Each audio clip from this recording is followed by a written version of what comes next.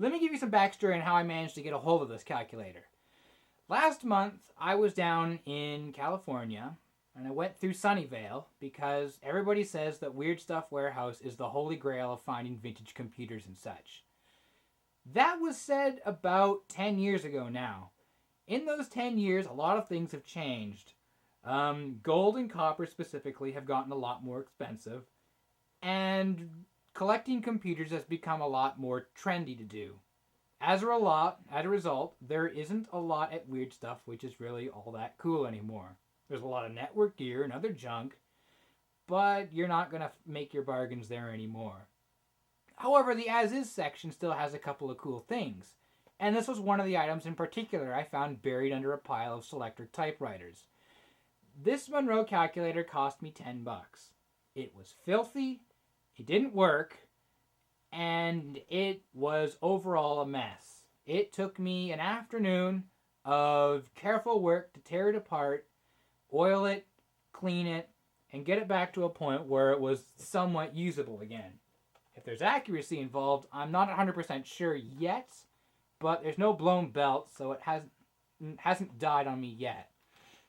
Anyways, like I said, it's a mechanical calculator. You have a motor, you have an on-off switch, you have a load resistor, and that's about it for when it comes to electronics inside of it.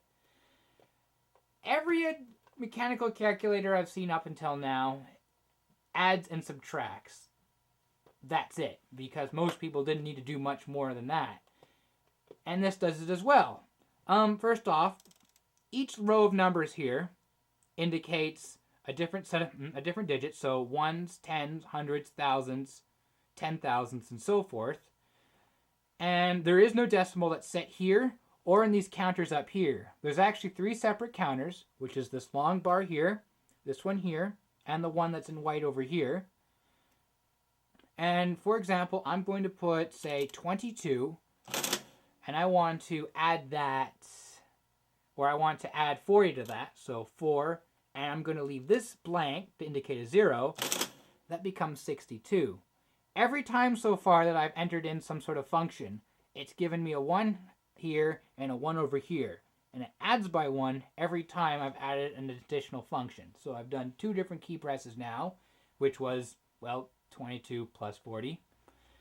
Now I can subtract from that, obviously. So let's go and take away 55. And that becomes 7. And if I actually go beyond that, it doesn't give me a cool negative number. It'll actually go, so I'll take away 8. It'll roll the whole thing back to 9s. So I'm just going to go back here, and that puts me back to 0. Again,